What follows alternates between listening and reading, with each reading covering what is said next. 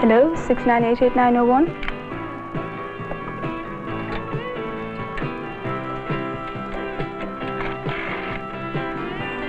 I'm afraid my train's been cancelled again.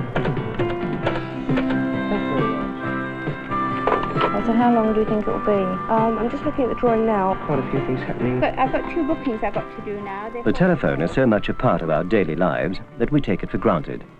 Indeed, we seldom even think about it, unless we get a wrong number, or the person we want to get hold of urgently is out, or already engaged on another call. Yet have you ever thought of what goes on between us and the person we're calling, between our telephone and his or hers? What actually happens? How does the call get through?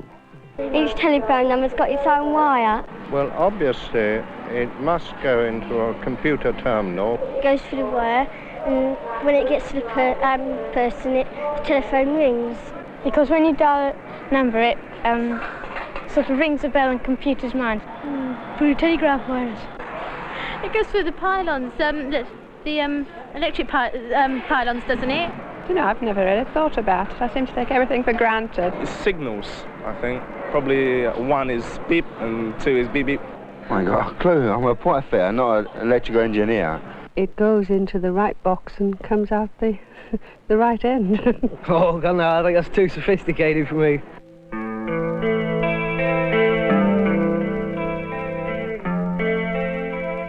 This is a modern telephone switching centre, an international gateway, handling many thousands of our calls every hour, every minute even. Yet the telephone is only just over 100 years old. It's developed with amazing speed. But from the very moment that there were more than 2 telephones, telephone exchanges have been necessary to connect calls between them. And so telephone exchanges have had to develop too. And the story of how this has happened and of how they work is a fascinating, even a romantic one.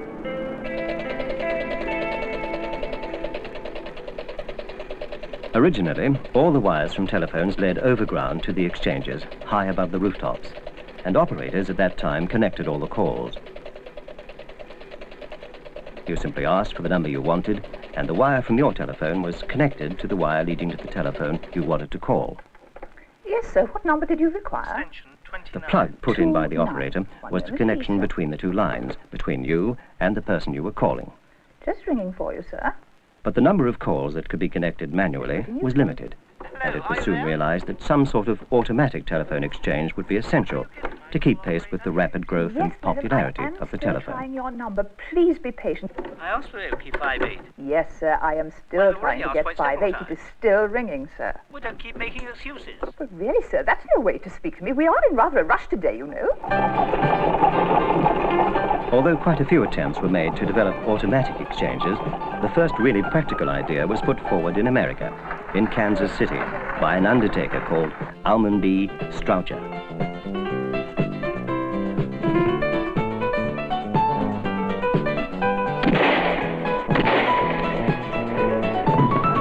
Strowger was worried that he was losing business. As an undertaker, he thought that when people wanted to telephone him to arrange a funeral, his competitors bribed the operators to divert the calls to them instead, and so he lost business. He was determined to invent something that would work automatically.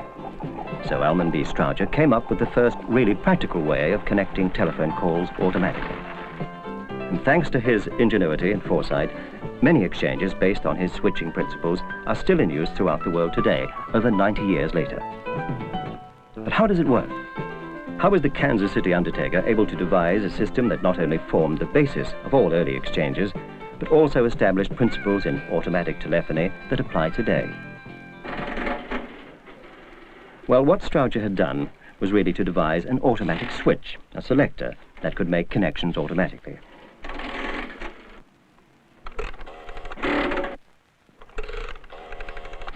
Each time we dial or push a button on our telephones, an arm moves on a shaft in the exchange and makes a connection with one of the contacts. It puts in a plug, if you like, just like the operators used to do in the early days. Now, our telephones have dials or buttons marked from 1 to 0. This is to say they send out 10 sets of signals. So if there were only 10 other telephones we ever wanted to call, then we could make the connection simply by using our own dials or buttons. But of course, there are very many more, and this is precisely what Strowger realized, and what his remarkable invention allowed for. So if instead of connecting your telephone to 10 other telephones, you connect it to 10 more Strowger contacts, why, then you are connected effectively to 100 other telephones. From there, you can go on to as many further sets of Strowger contacts as necessary, and so on. The permutations are virtually limitless. Of course, Strowger's invention has been modified and refined over the years. But let's look at the system in operation.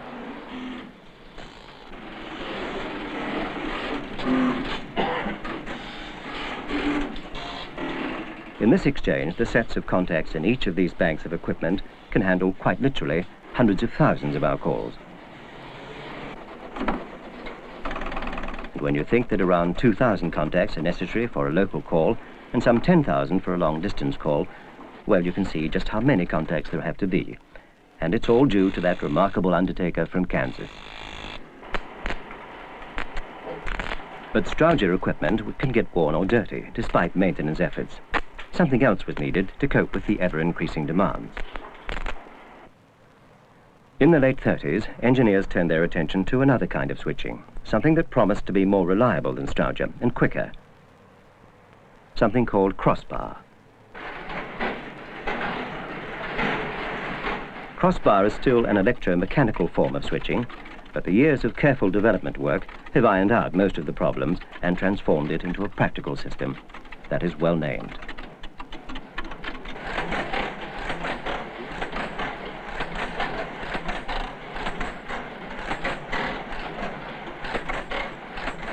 When calls come into a crossbar exchange, small electromagnets are energized, causing the horizontal and vertical bars to operate in sequence.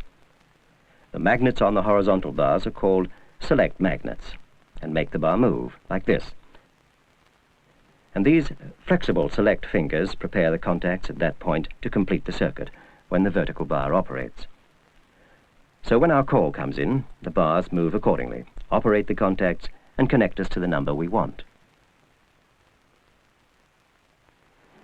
But to understand how crossbar is able to fulfill its purpose as a reliable form of switching, we must go back to the beginning, because this link in our story, like so many successful inventions, grew from a very simple principle. Won't be a moment, sir. You remember that we've already said that operators made the connection by simply putting a plug into the appropriate socket. Well, let's look and see first just how the plug actually made the connection in some of the early switchboards. All the wires coming into the exchange were led to the switchboard and ended in these metal strips, vertical and horizontal, a sort of matrix. When the operator put in a plug, it simply connected two of these strips, a horizontal strip with a vertical strip. The plug itself actually made the connection. In essence, what the crossbar exchange did was to take and develop the same principle, the matrix system. It put a crossbar select finger and a set of contacts at each point where the lines intersect instead of a plug to make and break the connections as required. So, instead of having an operator to push a plug in and to pull it out when the call ended, the crossbars, or switches remember, did it automatically and very much faster. Virtually perfect contacts every time. Because these switches, or multi-switches, are so reliable, the system operates very efficiently. It has to. We've shown just a few working together. In exchanges like this, under actual operating conditions, there are many thousands of them that have to be ready to open and close the whole time the exchange is in operation.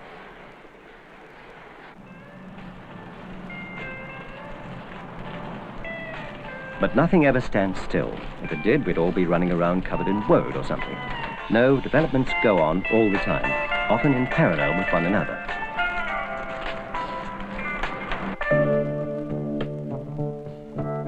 Nowadays, electronics help us in all sorts of ways. They've come to our aid in this part of the century, all right. Indeed, we're so accustomed to them now that it's becoming difficult to remember what it was like before. On the M1 this morning at junctions 16 and 32. Letter to the Baltic Trading Exchange. Telephone engineers were in at the very beginning of this revolution, with electronic exchanges.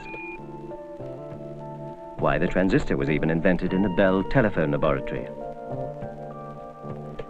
Telephone engineers were quick to realize the enormous advantages, the sheer capabilities of electronic equipment. As we've seen, crossbar was and still is efficient, but electronics, especially new generation electronics, offer so much more. Because modern electronics have given us more efficient, smaller switches.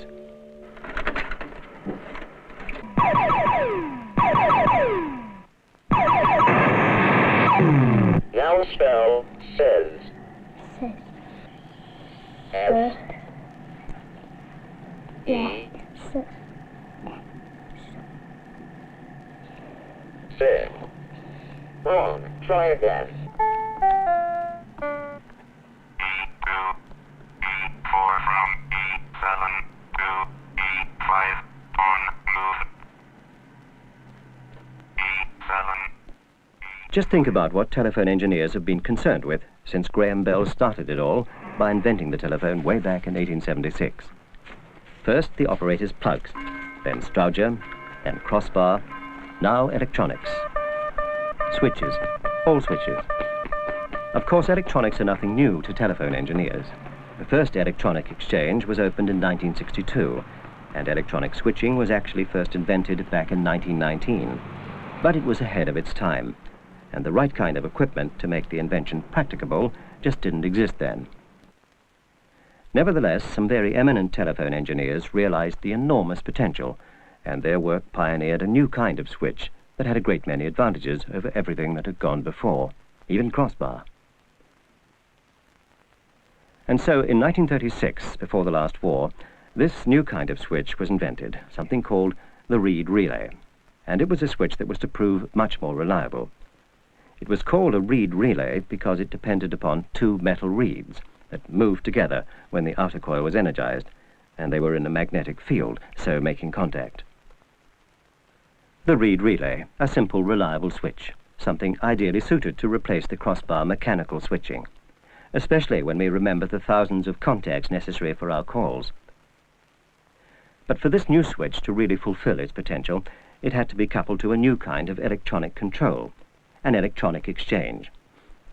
And the development of solid-state components have now made it all possible, because reliability and efficiency aside, one of the main advantages of electronics to the telephone exchange is the sheer speed with which traffic can be handled, and the ever-increasing volume of calls to cope with makes this a very important point. And these modern electronic exchanges will now even diagnose their own faults. They actually pinpoint areas for engineers to investigate. But hold on a minute, that's not the whole story. Far from it. We've left something out, one of the most important bits. We've seen roughly how all the different kinds of switches work. Remember, the operator's plugs, the Strowger contacts, crossbar, the reed relay, and so on. But how, when we make a call, is our line routed through all this equipment? How does it actually find its way to the right number? Well, when we lift the receiver and dial a number, the first thing that happens in the exchange to which our telephone is connected is that the signals from our telephone, our instructions if you like, go into something called a common control unit. And it's this control unit that works out all the routes available to our call and selects the best one. It's a kind of computer if you like, and it works just as fast. It has to. For you and I, this means that the moment the control system has set up one call, it can be released to be ready for the next one, and so on, minimizing delays. The control unit is in complete charge, and it guides our call through all the switching stages, perhaps even passing the call on to other exchanges and other control units if necessary, sometimes in other countries.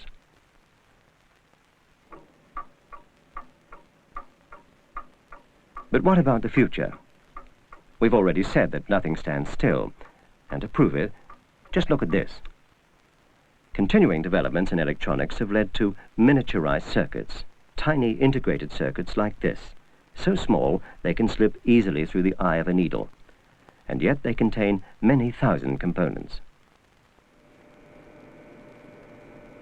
But even that piece of man's ingenuity has been superseded.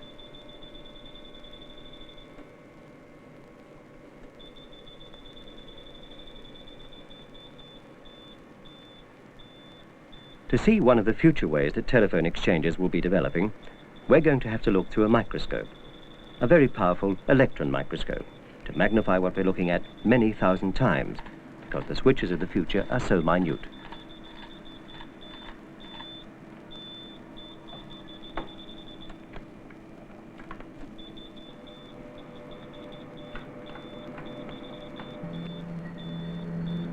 This is a silicon chip, a tiny piece of silicon made up in layers and specially treated. It can do wonderful things like passing impulses through its tiny circuits.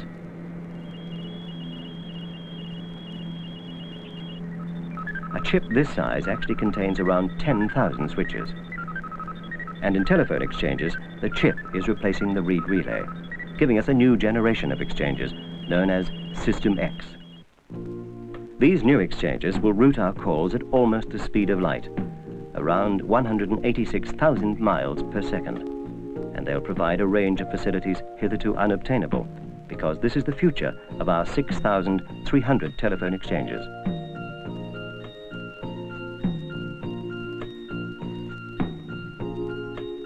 A whole new generation of equipment and ideas that are going to revolutionize the way we use our telephones and the service we get from them. Diversion on no-reply service. Dial the telephone number to which you want your calls diverted, followed by square. Diversion on no-reply is now in operation. Incoming calls will be diverted to telephone number 54. We shall be able to tell the automatic exchange if we don't want to be disturbed. We shall be able to program alarm calls, or hold one call on the line while we take another if we want to. And this is only the tip of the iceberg. Exchanges like this are starting a whole new generation of uses for the telephone. It's all made possible by System X, and the latest in new circuitry and new switching techniques. But there are many things on offer already from our telephone system. We can carry tiny radio pages around in our pockets to alert us when we're wanted on the telephone.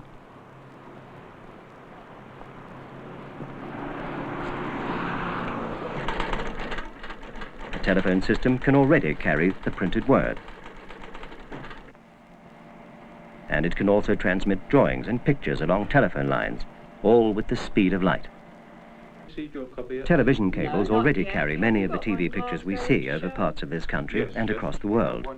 And now conferences between businessmen in different cities can be arranged by Contravision. Yes, very involved, very high peaks. Above 25 on the chart, you've got some very thin trend lines. Is there any significance between the trend line and the very base line? Yes, well, we think... Contravision is a form of closed-circuit TV developed by British Telecom. By using both cables and microwave links, these carry picture and sound and enable people to talk together quite freely and easily in different cities. You'll find that as they come near the end of the... Enable them to talk together and to see one another, although they may be very many miles apart. Taken away. Did you realize that callers in African countries often have their calls routed through here, routed through this switching centre in London, and then back again to Africa? Transatlantic calls are also often flashed across to this switching centre and then back again across the Atlantic, all the way to South America perhaps, again at the speed of light itself.